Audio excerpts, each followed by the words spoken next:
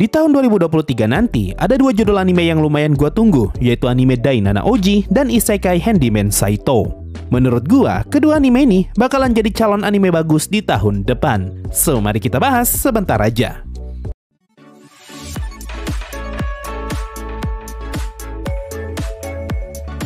Pertama, mari kita bahas Isekai Handyman Saito.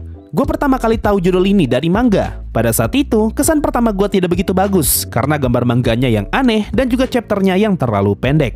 Tapi setelah gue baca cukup jauh, akhirnya gue malah jatuh hati dengan cerita, atau lebih tepatnya karakter di Isekai Handyman Saito. Simpelnya, ini adalah anime Isekai tapi MC-nya tidak OP.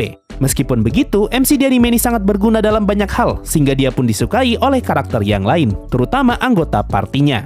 Nah, dari premis cerita, bisa dibilang ini adalah tipe anime isekai dengan MC yang dicintai oleh banyak orang, sehingga biasanya yang dijual adalah cerita yang damai dan juga menyenangkan.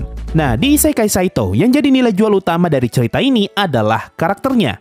Karena gue yakin kalian pasti jarang menemukan karakter seperti ini di judul isekai yang lain. Intinya, Isekai Saito bisa dibilang anti-mainstream dalam hal karakternya, karena dia tidak mengikuti stereotype yang sering kita temukan di berbagai macam cerita fantasi. Contohnya seperti karakter elf yang biasanya jadi archer atau mage, dwarf yang jadi blacksmith, raja manusia yang gak bisa ngapa-ngapain, dan berbagai macam stereotype lainnya. Bahkan konsep peri di Isekai Saito pun sangat menarik, dan gue jarang banget nemu karakter peri yang dibuat seunik ini.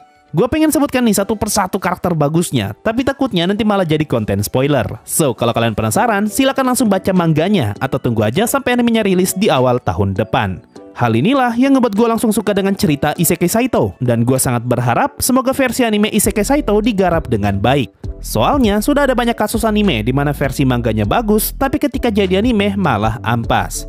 Cuma kalau dilihat dari PV1 dan PV2-nya Isekai Saito, gue sih optimis banget kalau versi animenya Isekai Saito bakalan bagus.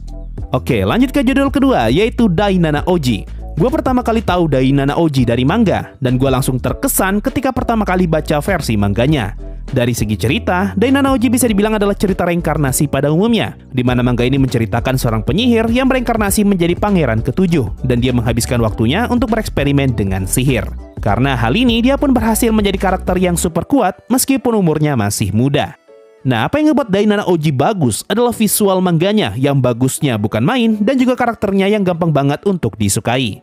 Kedua hal ini saling melengkapi satu sama lain, karena berkat visual mangganya yang cantik sekaligus imut, ngebuat banyak karakter di dalam manga ini jadi sangat mudah untuk disukai. Cuma, efek samping dari visual sebagus ini, terkadang akan ngebuat kalian bingung apakah MC-nya perempuan atau laki-laki. Karena di beberapa panel, MC-nya justru digambar sangat cantik untuk seorang karakter laki-laki. Nah, yang menarik, gue udah nonton trailer anime Dainana Oji, dan ternyata versi animenya nanti bakalan ngikutin art style dari versi mangganya. Ini berarti nilai jual tertinggi dari manga Dainana Oji bisa kita dapatkan di versi animenya juga. Untuk siapapun yang ngegarap versi anime Dainana Oji, gue sebut kalian tuh keren dan gak so asik. Karena mereka tahu kalau ilustrasi mangganya jauh lebih bagus daripada ilustrasi light novelnya. Dan hal itu pula yang ngebuat judul Dainana Oji disukai banyak orang. Sehingga mereka mempertahankan apa yang sudah bagus di versi manga, dan mereka tidak so asik mengubah hal itu ketika dijadikan anime. Tidak seperti Isekai Jamet dan juga Shadow Garden, yang padahal versi manganya udah bagus banget, tapi ketika dibuat jadi anime, mereka malah so asik dan mengubah apa yang awalnya sudah bagus. Contoh, kalau di Isekai Jamet, model rambut dan juga ekspresi CMC di versi manga jauh lebih menarik daripada versi animenya, yang malah dibuat seperti karakter yang lagi pakai helm.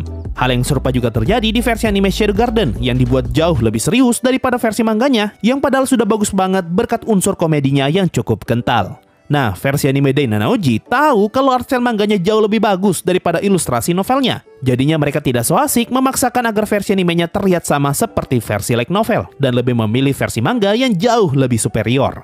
Nah, sekarang kita hanya perlu menunggu nih, apakah feel animenya nanti akan dibuat seasik di versi mangganya, atau ternyata hanya visualnya saja yang dibuat sama seperti mangganya. Nah, itu tadi dua judul anime yang paling gua tunggu di tahun 2023 nanti. Dan menurut gua, kedua anime itu bakalan jadi anime bagus yang rilis di tahun depan.